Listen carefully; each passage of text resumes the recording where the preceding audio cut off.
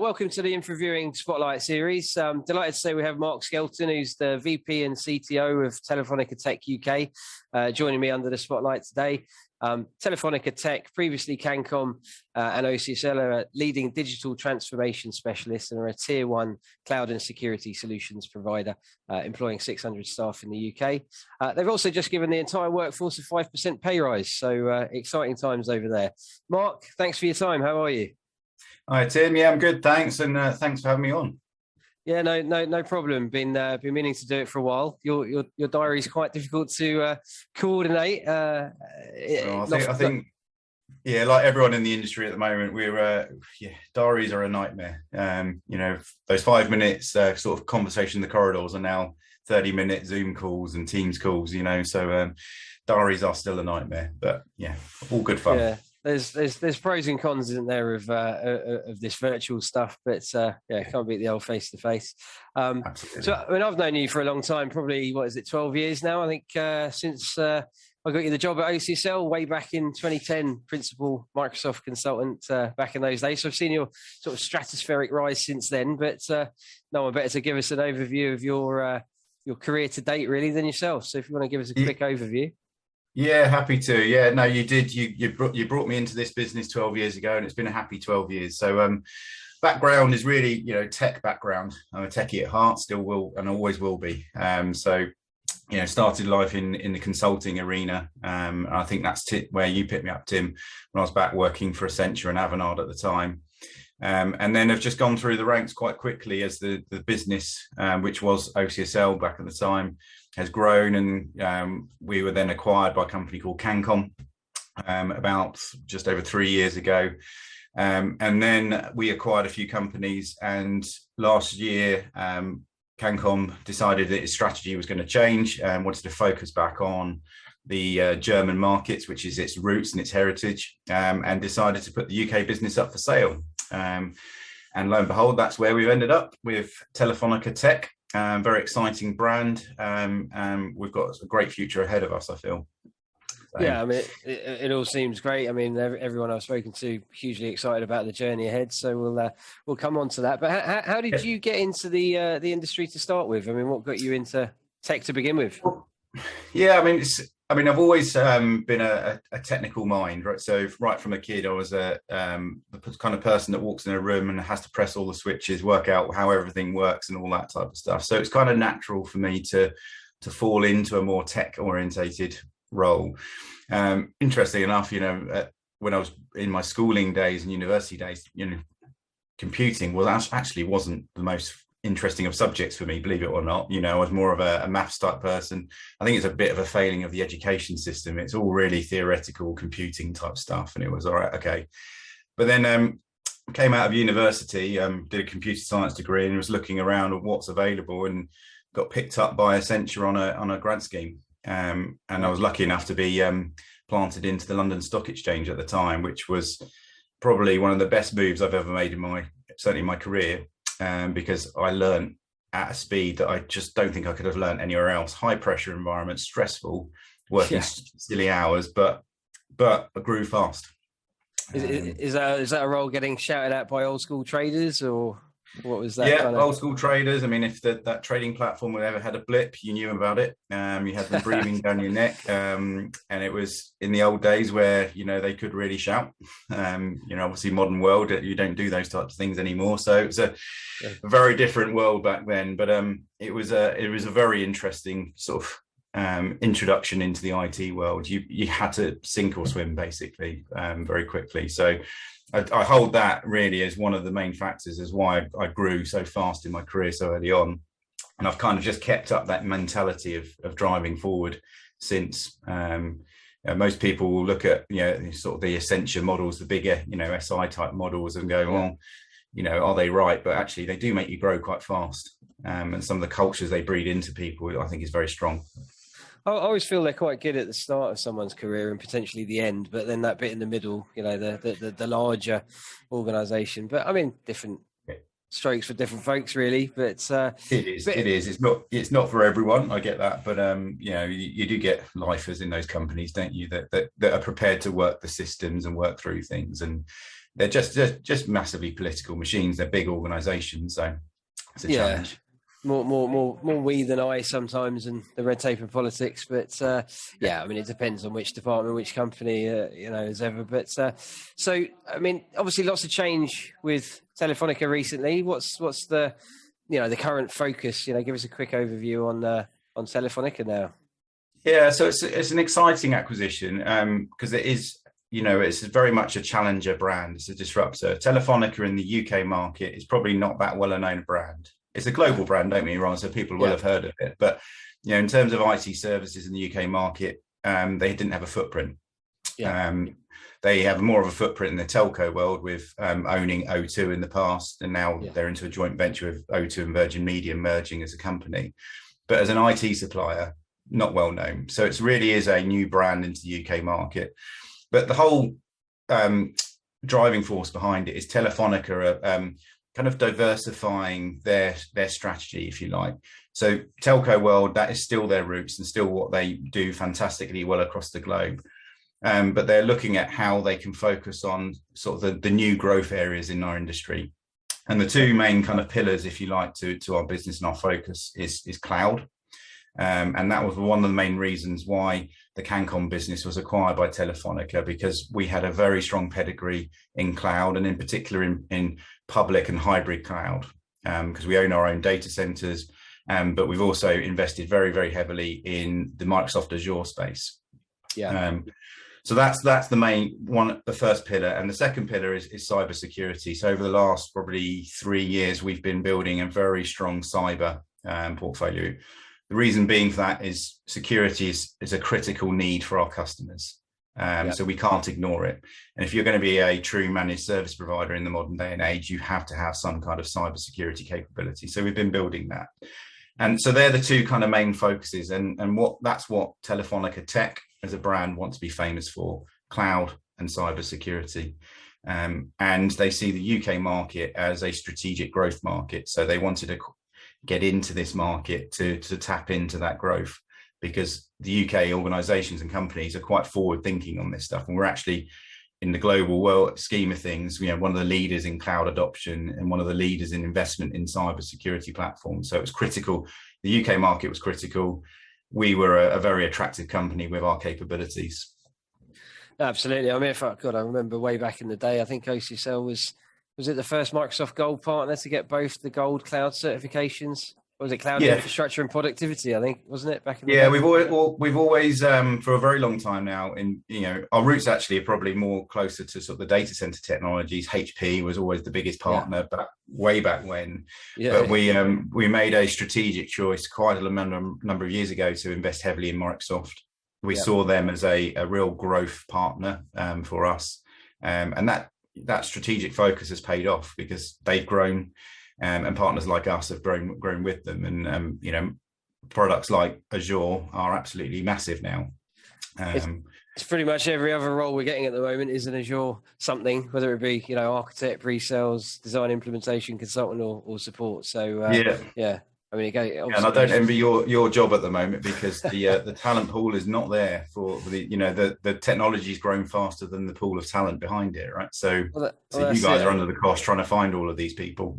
Yeah, I mean, God, way back when, back in the VMware days, I wanted a cloning machine back in 2004-05 for VMware guys, and it's been through phases of different tech since. But yeah, certainly the cloning machine for Azure people right now is would be lovely to have. But so I mean because you spoke about graduating and the schooling system and things like that, but I mean it's a big problem in the channel at the moment. I mean, what's the way forward? Do you think it's it needs to start way back in education, or do you think it's solution providers taking on more apprentices or internal training? What's your take on that?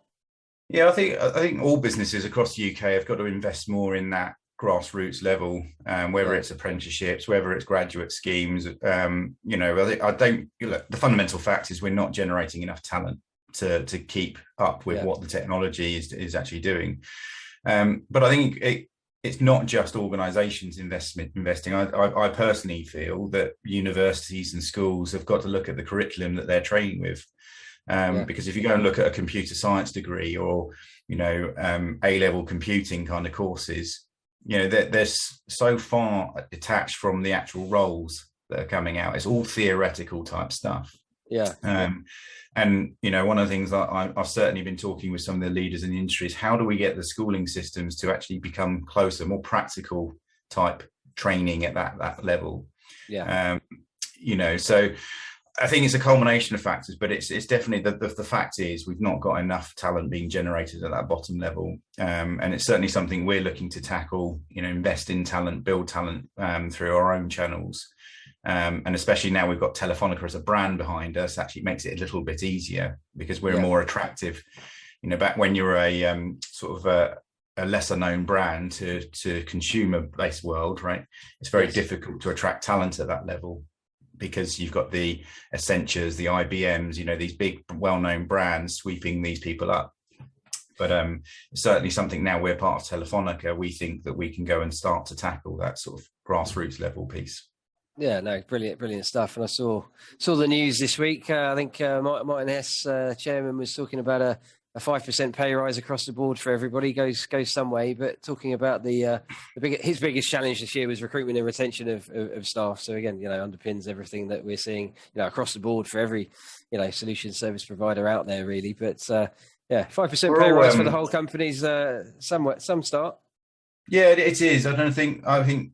Look, we're proud to be one of the I think the first in the industry to do that type of thing. We really do care about our staff. We know that the cost of living increases coming this year are going to really impact all of our staff. So we've really tried to be on the front foot to make sure we get in there ahead of some of these changes that we can see happening.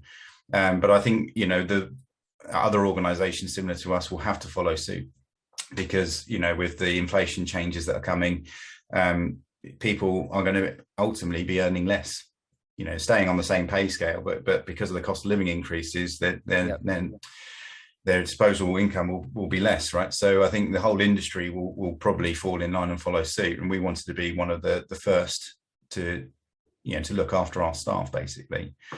But it's not just that. We are back to the shortage of talent. We're just all pinching off each other at the moment, and that's one of the real challenges in the industry, is that not only can we not find the people, but the people that we do find, because we're all fighting over the same talent, the costs are going through the roof. And I think as one of the leaders in the industry, that's a real challenge for us.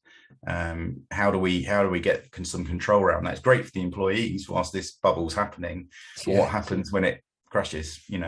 Yeah, I mean, it can't be sustainable. It's driving the contract market as well because of the lack of perm skills. So we're seeing lots of increased demand for contractors. But I mean, you even go back 5 years. A technical consultant design and implementation was 60K. You've got some Azure consultants now well over 100K, and that's not without breaking any sweat. So, but first mover advantage, and you guys have obviously identified that, and getting ahead of the industry. You've still got some sort of dinosaur solution providers that are still trying to find Azure people at 60K, and it's just kind of never going to happen. So, but you guys have always been at the forefront of things. It's been a good story over the years to recruit for. So, I mean, in terms of challenges over the last couple of years, I mean, obviously COVID's the big C word in the middle of things. How's it been for you as a business? Obviously acquisition, COVID, wage inflation, lots going on, but are those the main challenges you guys have been having to overcome? Yeah, we've certainly been busy. I think that all of the tech industry has probably seen a boom actually out of COVID. So it's obviously it's a very horrible thing to happen to the world, but the IT industry has probably done very well out of it, let's be honest, right? Because technology has been seen as an answer to whether it's remote working or whether it's, one of the big industries we're in is healthcare. So healthcare has had to lean on technology to help it fight its way out of the pandemic. So we've certainly seen a challenge around just the volume of increased activity, the increase in projects, but also the different delivery styles of those projects. Typically you'd go to your customers' sites and spend a lot of time, hands-on with customers, but we're now delivering everything remotely. And then we've also seen a big shift into sort of the cloud world, right? And how do we take those big, hairy enterprise applications that are very hard and challenging to move, and move them into cloud, which is quite exciting because actually it's accelerated the industry on faster than we probably predicted. But all of that then applies pressure on, again, talent. Good and bad. Yeah, challenge in itself, even though it's a positive overall from a tech growth perspective and digital transformation acceleration. And it's hard to just keep up with the rate of change that we're having to deal with now. Our customers, invest in us because we're the experts, and we've got to make sure we remain the experts. So staying ahead of all of this technology change that's going on, and this is where the cloud world is exciting, but also is challenging because the concept now is every week there's new features being released in where it's Microsoft, AWS, doesn't matter who, it's constantly changing this world. So keeping your teams, your professional services teams and managed services teams up to date with all of that tech is a real challenge, because you've got to show up and be the experts. That's what customers expect. So yeah, and how are you managing that? And well, I think the vendors do help. So the vendors invest a lot now in training that was typically you'd had to pay a lot of money for, and it's now accessible on demand. Podcasts, all of these modern kind of social media kind of ways of learning now really do help keep the team up to date. But it's all about balancing that utilization. A business will naturally want the person utilized as much as possible on chargeable activity. And as a business, you've got to make sure you balance that. We always use the 70-30 kind of rough rule of thumb. 70% utilization is a good number. Leaving that 30% to focus on that self-learning development type of stuff. And then it's just driving that culture of learning within the teams as well. It's something that we really push quite hard, is making sure everyone is encouraged to go learn, challenge themselves. We've got the right resources available from a business perspective, like test areas, all that type of stuff to develop themselves.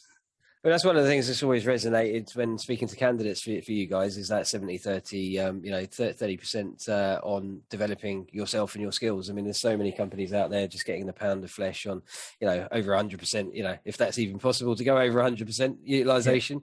And so everybody who speaks to you guys always, sees how well run it is and how well coordinated that is. And, that's wage inflation is one thing, but the wrong job for the right money is not as attractive as a company that can take you on a journey and build everybody in tech's curiosity and passion for learning. So that's something that you've always done fantastically well. You have to look after your staff in these current times. I mean, you should always anyway, but even more important now, because it's especially when people are sitting behind desks at home and aren't probably well connected within businesses. Just because they haven't got that day-to-day kind of personal connections with their their peers and people around them. It's so easy for people to move jobs, and you're seeing it all the time. I don't know what the churn stats of the industry are now, but I imagine it's much higher than it ever has been. Which is so much more easier to interview, isn't it? I mean, back in the day, you might have to take 2 hours to get to a face-to-face interview, 90-minute interview. 2 hours back, you're losing pretty much a day for an interview. You can sit at your desk, do a Teams, and start a new job from the same desk. It's kind of crazy. So you've got to make sure you're balancing that, and overstretching staff just causes distress, and then causes them to think about, actually, I need to move on to try something different. So you've just got to manage all of that kind of stuff. You've got to invest in the people and look after them. Absolutely. Mental health sort of massively prevalent through the last few years. As like you said, it should always be front and center, but even more focus on that. In terms of the market and where you see it's going, and the plans for the business for the next couple of years, or maybe disruptive technologies, what are your thoughts on where everything's going? What's exciting in the world for you? Well, it's tough. There's loads of exciting things. I mean, obviously, like I said, the enterprise apps move to cloud is exciting, but that's as a technical challenge for the team, that is a big one. So moving things like the SAP workloads, all that kind of stuff.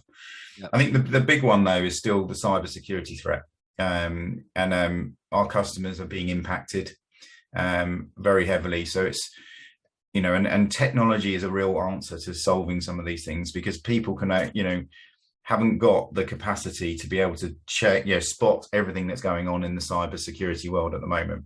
Yeah. So, and this is where all of the real innovative bleeding edge technologies are coming through.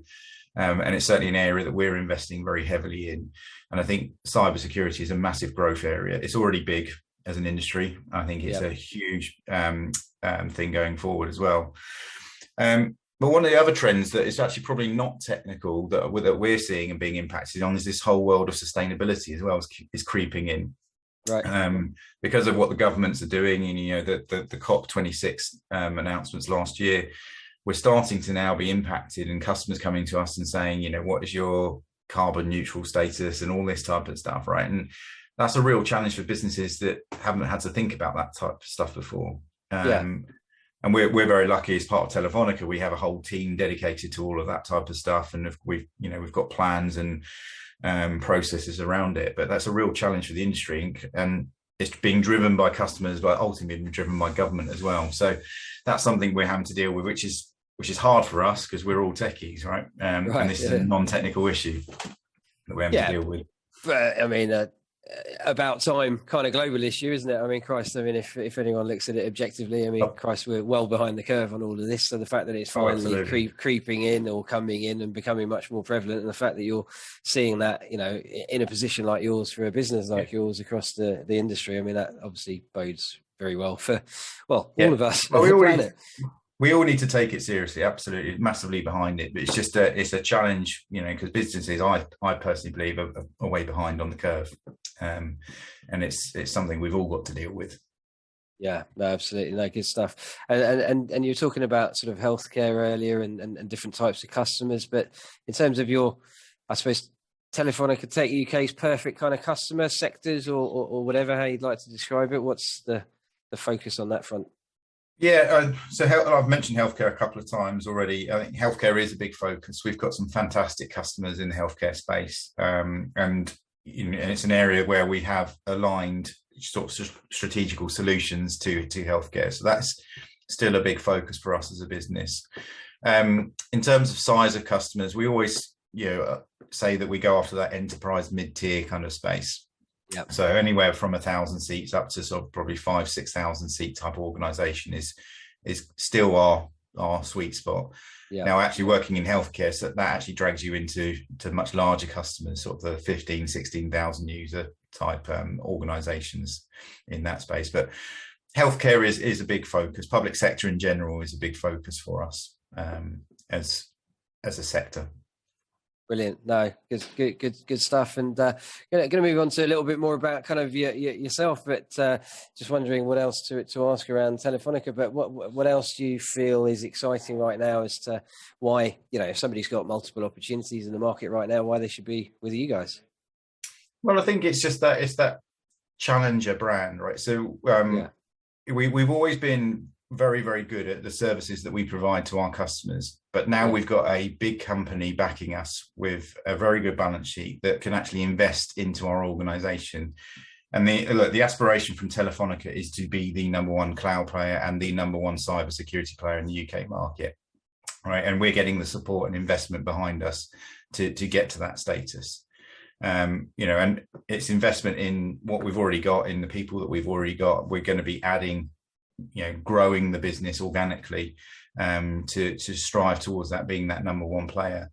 And from a customer's perspective, it's just, we're out there investing heavily in this tech, right? We're focusing our portfolio so that we want to be famous in that cloud and cyberspace, right? And the value that we can then create to our customers is being those experts. We're on the cutting edge of all of the tech in these spaces because that's where we're focusing our money and our effort. And that will ultimately provide customers a better service and help them transform as they need with these technologies, right? Brilliant. So it's that, I guess, that brand helps us be that challenger, get that visibility, something we've struggled with of old.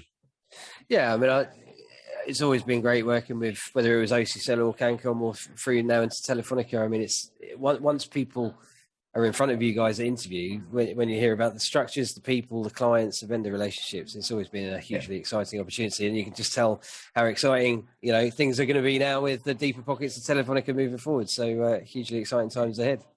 Yeah, Good. No, it should be. A little bit more about yourself. I mean, in terms of biggest career success to date, what would you say that would be? Oh, God. That's a That's tough question. probably a Tough tough one, question. isn't it? No, look, I've been very fortunate to have, some really supportive leaders around me. I mean, Martin Hess at the moment, CEO of the UK, is very, very supportive. Yeah, And he's, I guess my biggest success is getting to CTO position at the stage of the career that I'm in. He's allowed me yeah, to progress very fast in the current organisation, and I'm very proud actually of the team that I've built within this absolutely. business. And I've been working with you to help build that team out over the years. But it's I think I would say that's probably the proudest achievement so far, is watching that team grow to where it has to, winning the customers that we're winning and providing those services. And when I get a phone call from a customer saying, Joe Bloggs did a great, delivered a great service here, he really made a difference, or she made a difference to our business, that's the nicest thing, because it's kind of a team that I've felt very close to, that I personally have interviewed a lot of them in the business. So I'm very proud of it. So you should be. I mean, it's one of the stronger, solutions and service provider teams of any solution provider in the country. It will be the best, Tim. That's what it will be. Small. It's not far off at the moment, if not the best. Yeah, absolutely. So, and then I think we covered sort of changing, how you keep up with the changing demands of tech. I mean, yourself. I mean, obviously in the VP CTO role, you're driving the strategy of tech moving forwards. I mean, how do you keep on top of things? It's hard. I mean, everyone says, how do you write a strategy? I think it's very difficult in the modern day and age, because actually, how can you predict what's going to happen in, a week's time, let alone 6 months or 12 months time? So it's incredibly difficult. The one thing I always say is you have to be listening and learning every day. All right. Yeah. So I do join a lot of industry calls. I do spend a lot of time talking to analysts and all those kind of things, getting through their kind of, what's the latest buzzword they're going to come up with and all that type of stuff. But ultimately, the way I learn is listening to customers. That's the best way, I think, someone in my position can shape a strategy. All right, customers are the ones that have got the challenges and the problems, and it's up to us to find solutions for those things. So it's a balance, really, of listening to what's going on in the industry, listening to what's going on in your customer base. That's ultimately how I learn and grow. And then also listening to your own people. Yeah. There are some fantastic ideas bubbling around, and this is something that we're quite proud of. We have a kind of what I call an innovation forum internally, where anyone in the business can log ideas, can invest ideas, and we review them on a weekly and monthly basis. And we kind of, the whole idea is then we bubble up that innovation through our business, and it helps me then decide what to back, what to invest in, and all that type of stuff. Brilliant. And I suppose it empowers the guys to sort of take ownership for their little passion projects as part of that, potentially. I always say it doesn't matter who you are, what your role is in your business, you could have the next great idea for the organization to take forward.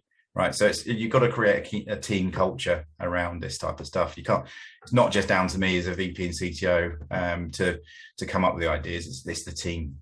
Yeah, no, absolutely. That kind of leads on to my next question, which was sort of best bit of advice for someone coming into the sector, or best bit of advice you were given when you came into the sector, either of those.